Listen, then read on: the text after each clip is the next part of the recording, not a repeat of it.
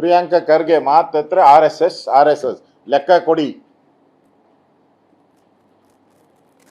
Priyanka Kharge ಮಾತತ್ರ RSS ಲೆಕ್ಕ ಕೊಡಿ ಅಂತ ನಾನು ನಿನ್ ಕೇಳ್ತಾ ಇದ್ದೀನಿ. ಗುಲ್ಬರ್ಗದಿಂದ ಗುಳೆ ಹೋದವ್ರ ಲೆಕ್ಕ ಕೊಡಪ್ಪ, ಯಾದಗಿರಿಯಿಂದ ಗುಳೆ ಹೋದವ್ರ ಲೆಕ್ಕ ಕೊಡಪ್ಪ, ಗೋವಾಗೆ ಹೋದವ್ರ ಲೆಕ್ಕ ಕೊಡಪ್ಪ,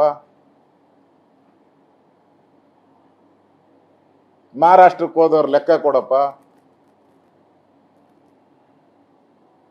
ಇಡೀ ಕಲ್ಯಾಣ ಕರ್ನಾಟಕದ ಜನ ಆಗ್ಲೇ ಬ್ಯಾಗ್ಗಳು ಎತ್ಕೊಂಡು ಎಲ್ಲ ಗುಳೆ ಹೋಗ್ತಾ ಇದ್ದಾರೆ.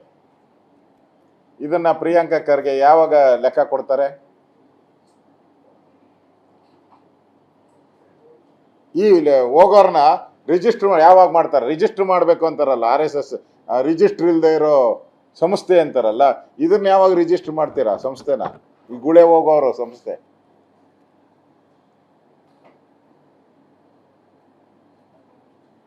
ತಾಂಡಗಳೆಲ್ಲ ಯಾದಗಿರಿ ಜಿಲ್ಲೆಯಲ್ಲಿ ತಾಂಡಗಳು ಎಲ್ಲ ಅವಾಗೆ ಖಾಲಿ ಆತಾವ. ತಾಂಡಗಳೆಲ್ಲರೂ ಕೂಡ ಮನೆಯಲ್ಲಿ ಯಾರನ್ನೋ ಒಬ್ಬ ವಯಸ್ಸಾಗಿರೋರ್ನ ಒಬ್ಬರನ್ನೋ ಇಬ್ಬರನ್ನೋ ಬಿಟ್ಬಿಟ್ಟು ಉಳಿದವರೆಲ್ಲ ಯುವಕರು ಮಧ್ಯಮ ವಯಸ್ಸವರೆಲ್ಲರೂ ಕೂಡ ಯಾದಗಿರಿ ಜಿಲ್ಲೆಯಲ್ಲಿ ತಾಂಡಗಳು ಖಾಲಿ ಆಗ್ತಾ ಇದೆ.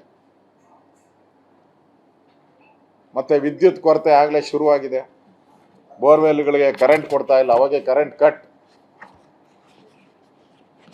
ಕೆರೆಗಳೆಲ್ಲ ಬತ್ತೋಗಿದೆ. 70% ಕೆರೆ, ಕರ್ನಾಟಕದಲ್ಲಿರುವಂಥ 70% ಕೆರೆ ಬಿಲೋ 20%ಗಿಂತ ಕಡಿಮೆ ನೀರಿದೆ. ಸುಮಾರು 5,862 ಕೆರೆ ಪೂರ್ತಿ ಬರದಾಗಿದೆ. 5,862 ಕೆರೆ ಪೂರ್ತಿ ಬರದಾಗ್ಬಿಟ್ಟಿದೆ. ಒಂದು ತೊಟ್ಟು ನೀರಿಲ್ಲ. ಆ ಹಳ್ಳಿಗಳ ಪರಿಸ್ಥಿತಿ ಏನು? ಸರ್ಕಾರಕ್ಕೆ ಜ್ಞಾನ ಇದ್ದಿದ್ರೆ ಮಳೆ ಕೊರತೆ ಆಗುತ್ತೆ ಅಂತ 3 ತಿಂಗಳಿಂದನೇ ಹವಾಮಾನ ಇಲಾಖೆಯವರು ಎಚ್ಚರ ಕೊಟ್ಟಿದ್ರು. ಅವಾಗೇನು ಸರ್ಕಾರ ಕತ್ತೆ ಕಾಯ್ತಾ ಇತ್ತಾ? ಏನು ಕತ್ತೆ ಕಾಯ್ತಾ ಇದ್ದಾರೆ ಸರ್ಕಾರ? ಆಗ್ಲೇ ತಯಾರು ಮಾಡ್ಕೊಬೇಕಾಯ್ತಲ್ಲ. ಏನು ತಯಾರು ಮಾಡಿಲ್ಲ.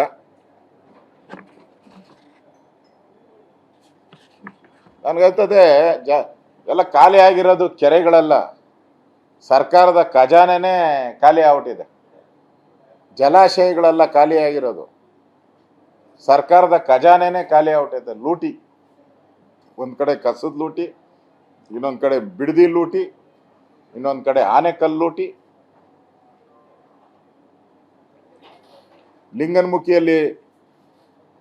ಲಿಂಗನಮುಖಿ ಸೂಪ ವರಾಹಿಯಲ್ಲಿ 23% ಮಾತ್ರ ನೀರಿದೆ. ಕಾವೇರಿ ಜಲಾನಯನ ಪ್ರದೇಶದಲ್ಲಿ ಅದು ಬಿಲೋ 50%. ಕೃಷ್ಣಾ ಕಣಿವೆಯಲ್ಲಿ 48% ಇರೋದೀಗ. ಇನ್ನು ಪರಮೇಶ್ವರನೇ ಕಾಪಾಡಬೇಕು.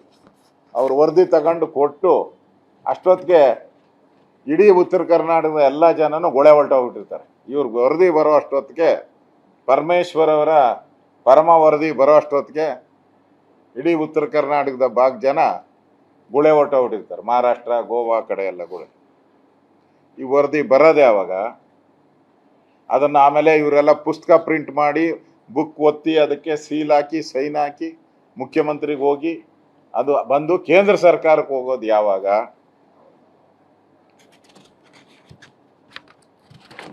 ಅಂದ್ರೆ ನಮ್ಮ ಸರ್ಕಾರ ಇದ್ದಾಗ ಇದೆಲ್ಲ ನೋಡಿ ಕಲಿಬೇಕಾಯ್ತು. ನಾವು ಒಂದು ದಿನಾನೂ ಲೇಟ್ ಮಾಡಿಲ್ಲ ನಾವು.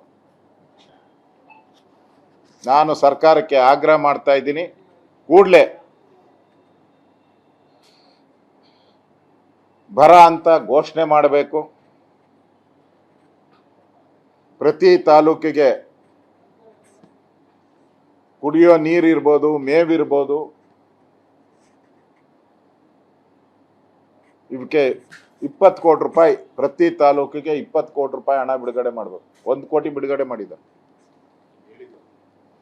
ಅದು ಇನ್ನೂ ಫೈನಾನ್ಸ್ ಅವರು ಬಿಡುಗಡೆ ಮಾಡಿಲ್ಲ. ಇವರೇನೋ ಹೇಳ್ಬಿಟ್ರು ಬಿಡುಗಡೆ ಮಾಡುವಂತ. ಕೊಡ್ಬೇಕಲ್ಲ 234 ಏನೋ ಕೊಡಬೇಕು ತಾಲೂಕುಗಳದು. ಅಷ್ಟು ದುಡ್ಡಿಲ್ಲ ಇವ್ರ ಹತ್ರ, ಬಿಡುಗಡೆ ಮಾಡಿಲ್ಲ. 1 ಕೋಟಿಗೆ ಎಷ್ಟು ಬರ್ತದೆ? 10 ಬೋರ್ವೆಲ್ ಬರಲ್ಲ. ಒಂದು ತಾಲೂಕಿಗೆ ಎಷ್ಟು ಹಳ್ಳಿಗಳಿರ್ತತೆ? 100 ಹಳ್ಳಿಗಳಿರ್ತತೆ ಒಂದೊಂದು ತಾಲೂಕಲ್ಲಿ. ಒಂದು ಹಳ್ಳಿಗೆ ಒಂದು ಬೋರ್ವೆಲ್ ಅಂದ್ರೂ ಕೂಡ ಮಿನಿಮಮ್ 20 ಕೋಟಿ ಬೇಕು. ಮತ್ತೆ ಬರ ಅಂತ ಘೋಷಣೆ ಮಾಡಿ ಶಾಸಕರ ನೇತೃತ್ವದಲ್ಲಿ ಸಮಿತಿ ಮಾಡಬೇಕು, ತಾಲೂಕುಗಳಲ್ಲಿ ಟಾಸ್ಕ್ ಫೋರ್ಸ್ ಆಗಬೇಕು. ಟಾಸ್ಕ್ ಫೋರ್ಸ್ಗೆ ಅಜೆಂಡಾ ಏನು ಅಂತ ಫಿಕ್ಸ್ ಮಾಡಬೇಕು, ಟಾಸ್ಕ್ ಫೋರ್ಸ್ ಮೀಟಿಂಗ್ ಕರಿಬೇಕು. ಇದೆಲ್ಲ ಆದಮೇಲೆ ಇವರು ಬರ ಅಂತ ಘೋಷಣೆ ಮಾಡಿ ಆ MLAಗಳ ನೇತೃತ್ವದ ಸಮಿತಿ ನೇಮಕ ಮಾಡಿ ಆ ಸಮಿತಿ ಮೀಟಿಂಗ್ ಕರೆದು ಆ ಮೀಟಿಂಗಲ್ಲೇ ಅಪ್ರೂವಲ್ ಮಾಡಬೇಕು, ಎಲ್ಲೆಲ್ಲಿ ಬೋರ್ವೆಲ್ ಹಾಕ್ಬೇಕು. ಇದೆಲ್ಲ ಆಗೋ ಅಷ್ಟೊತ್ತಿಗೆ ಒಂದು 6 ತಿಂಗಳಾಗುತ್ತದೆ. ಅದರಿಂದ ರೈತರ ಬೆಳೆ ಏನಾಗಿದೆ ಅವ್ರಿಗೆ 50,000 ರೂಪಾಯಿ ಪರಿಹಾರ ಕೊಡ್ಬೇಕೀಗ ಕೂಡಲೇ. ಎಕರೆಗೆ 50,000 ರೂಪಾಯಿ ಪರಿಹಾರ ಪರ್ ಎಕರ್ ಕೊಡಬೇಕು. ಮತ್ತು ಬೇರೆ ಯಾವುದೇ ರಾಜ್ಯಕ್ಕೆ ನೀರನ್ನು ಬಿಡುಗಡೆ ಮಾಡಬಾರ್ದು, ಯಾವುದೇ ಕಾರಣಕ್ಕೂ ಬಿಡುಗಡೆ ಮಾಡಬಾರ್ದು.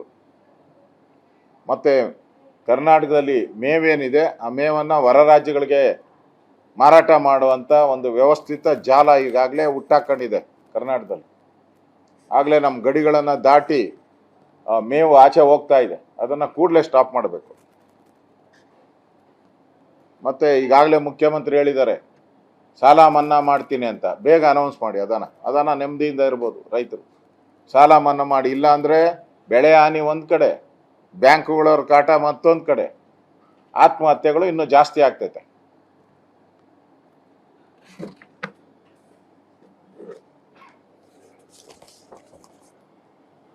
ಈಗಾಗಲೇ ನಾನು ಪತ್ರನೂ ಕೂಡ ಬರೆದಿದ್ದೀನಿ DK ಶಿವಕುಮಾರ್ ಅವರಿಗೆ. 2/7/2026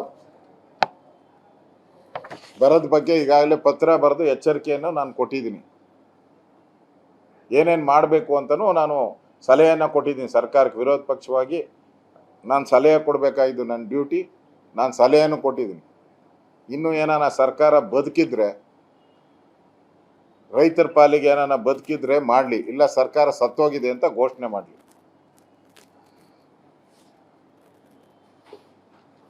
ಬರದ ಬಗ್ಗೆ ಏನಂತ ಕೇಳೋದಿದೆಯಾ? ಬರದ್ ಮಾತ್ರ ಬರ ಅಂತ ಘೋಷಣೆ ಮಾಡೋದ್ರಿಂದ ರೈತರಿಗೆ ಏನು ಅನುಕೂಲ ಆಗುತ್ತೆ? ನೀವು ಕೂಡ ಕಂದಾಯ ಸಚಿವರಾಗಿದ್ದೀರಿ. ಬರ